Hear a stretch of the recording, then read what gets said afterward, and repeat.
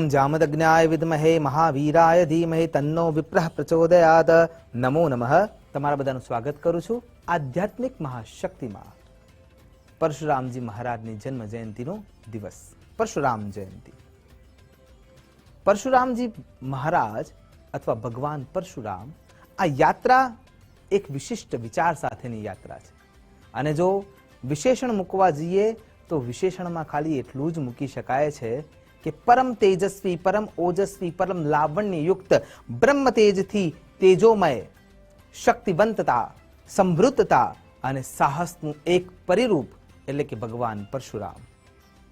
એના સાથે જો વિચાર કરીએ તો શ્રેષ્ઠતમ આચાર્ય, શ્રેષ્ઠતમ ગુરુ, શ્રેષ્ઠતમ વિદ્યાર્થી એટલે કે શિષ્ય અને સમાજના ઉદ્ધારક એટલે પરશુરામજી મહારાજ।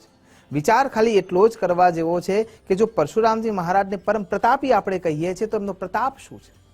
ભગવાન સાંબ સદા શિવને ગુરુપદ પર બિરાજમાન કર્યા પછી એમની ઉર્જાને આત્મસાત કર્યા પછી એમના હાથેથી વિદ્યુતભી નામનું પરમ તેજસ્વી પરશુ પ્રાપ્ત કરનાર કોઈ સામાન્ય વ્યક્તિ ના હોઈ શકે। એટલે ભગવાન વિષ્ણુના છઠ્ઠા આવેશા અવતાર એટલે ભગવાન પરશુરામજી મહારાજ। તો પરમ પ્રતાપી, પરમ તેજસ્વી અને બ્રહ્મના દ્યોતક એ વિશેષણને જો વિચાર કરીએ તો જમદગ્નિ મહારાજ અને રેણુકા દેવીના પાંચમા સૌથી નાના સંતાન એટલે પરશુરામજી મહારાજ, જે શસ્ત્ર અને શાસ્ત્રને પોતાના સન્મુખ પાછળ સરચાપ તત્પર છે, હાથમાં વિદ્યુત ભી પરશુ તત્પર છે અને છતાંય મુખમાં વેદ મંડળ ગાજ્યા કરે છે, વેદના મંત્રો સતત ગુંજ્યા કરે છે। એટલે કે શસ્ત્ર અને શાસ્ત્ર બંનેને જે પોતાના સન્મુખ આત્મસાત કરીને બેઠા છે એ ભગવાન પરશુરામજી મહારાજ।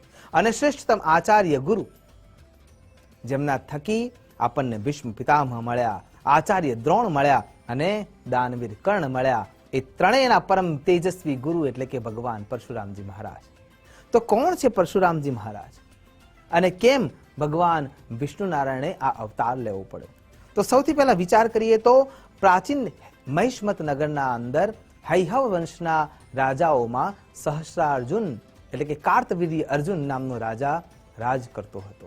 ભગવાન અવધૂત શિરોમણી દત્તાત્રેયની પરમ તેજસ્વી ઓજસ્વી કૃપા પ્રાપ્ત કરવા માટે તપસ્યા રત થાય છે અને ભગવાન દત્તાત્રેયને પ્રસન્ન કરે છે અને એમની પાસેથી 1000 હાથનું 1000 ભુજાઓ માગે છે।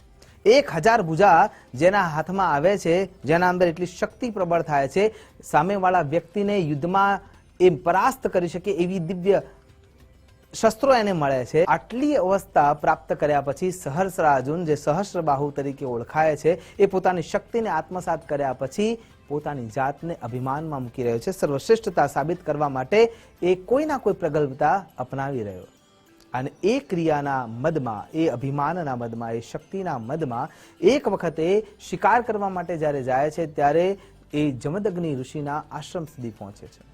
ઋષિના આશ્રમે પહોંચ્યા પછી જ્યારે ભૂખ લાગી છે ત્યારે ઋષિ આતિથ્ય નિયમોના આધારે એની આગતા સ્વાગતા કરે છે અને કામધેનુના દ્વારા એ સંપૂર્ણ સેનાને ઉત્તમ શ્રેષ્ઠ ભોજન કરાવે છે અને એ જમદગ્નિનો વિરોધ કરે છે અને એમ કહે છે કે આવી શ્રેષ્ઠ વસ્તુ કેવળ રાજા પાસે હોવી જોઈએ અને હું એને છીનવી લઈશ અને જબરજસ્તી કામધેનુને લઈ જવા માટે ઋષિની આજીજીવન કે આજીજી અથવા આ જીવનની તપસ્યાનું એ પરિપાક હતું, છતાંય એને એ ધ્યાન આવતું નથી, બસ એને પડાવીને છીનવી લેવું છે અને લઈને જતો રહે છે।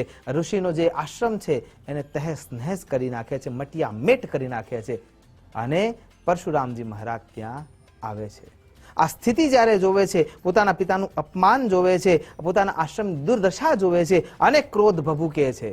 કેવલ શાસ્ત્ર દ્વારા આજની પરિસ્થિતિ પણ એ જ સમજાવે છે કે શાસ્ત્ર દ્વારા સામેવાળા વ્યક્તિને તમે હરાવી શકવાના નથી। જો એ અયોગ્ય છે તો શાસ્ત્રનો જ નિયમ છે શઠમ પ્રતિ શાઠ્યમ, જે ખરાબ કાર્ય કરે છે એના માટે ખરાબ થવું જ પડશે, ગટર સાફ કરવા માટે ગટરમાં ઉતરવું જ પડશે અને એ નિયમ સાથે પરશુરામજી મહારાજ પોતાના પરશુને હાથમાં ધારણ કરે છે, ક્રોધાવેશમાં પહોંચે છે મહિષ્મતી નગરમાં અને એના નગરનો નાશ કરે છે। નગરનો નાશ કરતા પહોંચ્યા પહેલા એ મહિષ્મત રાજા જે સહસ્રબાહુ રૂપે ત્યાં સ્થાપિત છે, એ યુદ્ધ માટે આવે છે અને યુદ્ધના મેદાનમાં ભગવાન પોતાના પરશુથી એની 1000 ભુજાઓ કાપી નાખે છે, એનું મસ્તક કાપી નાખે છે, શરીરના ટુકડા કરી નાખે છે અને એને મૃત્યુદંડ આપે છે, કેમ કે એને એક નિર્દોષ બ્રાહ્મણ પર હાથ ઉપાડ્યો છે. ઘટના અહીંયા પૂરી થાય છે. છતાંય જમદગ્નિ મહારાજ પાસે જ્યારે કામધેનુ લઈને પહોંચે છે ત્યારે જમદગ્નિ એમને કહે છે કે બ્રાહ્મણનું કર્મ ક્ષમા આપવાનું છે અને તમે આ આતતાઈને મારવા માટે પણ આતતાઈ થયા છો, એટલે તમારે પ્રાયશ્ચિત કરવું પડશે અને પ્રાયશ્ચિત કરવા માટે 1 વર્ષના તીર્થાટન માટે જાય છે. જ્યારે એના સંતાનો સહસ્રબાહુના મોકો મળે છે ત્યારે સમાધિસ્થ અવસ્થામાં બેઠેલા જમદગ્નિ મહારાજના મસ્તકનો શિરચ્છેદ કરી નાખે છે, એટલે કે એમનું મૃત્યુ કરાવી નાખે છે, એમને મારી નાખે છે.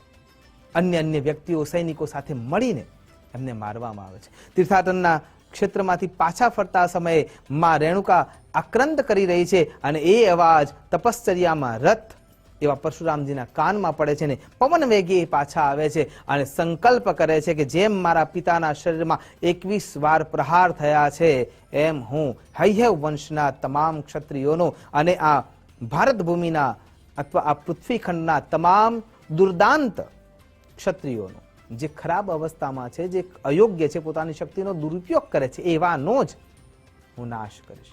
અને હૈહવ વંશના અંદર 21 વાર એ પૃથ્વીને નક્ષત્રિય કરવા માટે તત્પર બને છે અને એ નક્ષત્રિય કરે છે. ત્યાંથી આગળ વિચાર કરીએ તો એમનો જન્મ ખરા અર્થમાં એક ભૂલના કારણે થયો છે. અને ઋચિક મહારાજ જે ઋષિ છે એ ઋષિએ જ્યારે સત્યવતી સાથે લગ્ન કરે છે અને સત્યવતીને ઉત્તમ સંતાન પ્રાપ્ત કરવું છે, ગાંધી રાજાના પુત્રીમાં સત્યવતી છે અને સત્યવતીને ઉત્તમ સંતાન જોઈએ છે, પણ સત્યવતીના મનમાં એક ક્ષોભ છે કે મારા માતા પિતાની હું એકલૌતી સંતાન છું, મારે પણ ભાઈ જોઈએ છે. અને એટલા હેતુથી હે મહારાજ, ઋચિક મહારાજ, તમે અમને એવું સંતાન આપો અને મારા માતાને પણ દિવ્ય મંત્રોથી સંતાન આપો કે જેથી કરીને મને એક યોગ્ય ભાઈ મળે. ઋચિક મહારાજ તપસ્વિત થયા પછી યજ્ઞના પૂર્ણ રૂપે પ્રસાદ રૂપે એક ખીરનું પાત્ર તૈયાર કરે છે અને અન્ય ખીરનું પાત્ર પણ તૈયાર કરાવે છે. તો એ બંને ખીર પાત્રોમાં એમને એવી શક્તિઓ મૂકી છે કે એક ખીરના પાત્રમાંથી બ્રહ્મતેજ ઉત્પન્ન કરનારું, બ્રહ્મત્વ ધારણ કરનારું સંતાન પ્રાપ્ત થાય અને બીજામાં ક્ષત્રિય કુળનું ઉત્તમ સંતાન પ્રાપ્ત થાય. પણ સ્ત્રીઓને ખબર નથી. સત્યવતી અને એમની માતા એકબીજાને મળે છે અને ત્યાં એમના મનમાં સંવાદ ઉત્પન્ન થાય છે અને વિચારો ઉત્પન્ન થાય છે અને ત્યાં એકબીજાને વાત કરે છે કે ઋચિક મહારાજે તારા પતિ હોવાના કારણે તારા માટે શ્રેષ્ઠતમ ચરુ બનાવ્યો છે કે પ્રસાદ બનાવ્યો છે જે ઉત્તમ સંતાન આપનારું હશે, એટલે આપણે ચરુને અદલા બદલી કરી દઈએ અને અદલા બદલી કર્યા પછી મને ઉત્તમ સંતાન પ્રાપ્ત થશે. અને એ બદલ્યા પછી જે સંતાન થવાના હતા એ વિભૂતિઓ ખરા અર્થમાં અલગ પ્રકૃતિની થવાની હતી. અને આ વાત જ્યારે ઋચિક મહારાજને ખબર પડે છે ત્યારે એમ કહે છે કે ભાવિમાં જે લખ્યું છે એ જ થવાનું છે અને એટલા માટે એમ કહે છે કે હે સત્યવતી, તારા સંતાનમાં ક્ષત્રિય કુળનો વેગ ધરાવનાર સંતાન થશે. જ્યારે મેં તારા માટે જે તે ચરુ ના બદલ્યો હોત કે પ્રસાદ ના બદલ્યો હોત તો એ તારા માટે બ્રહ્મ તેજવાળું સંતાન ઉત્પન્ન થવાનું હતું.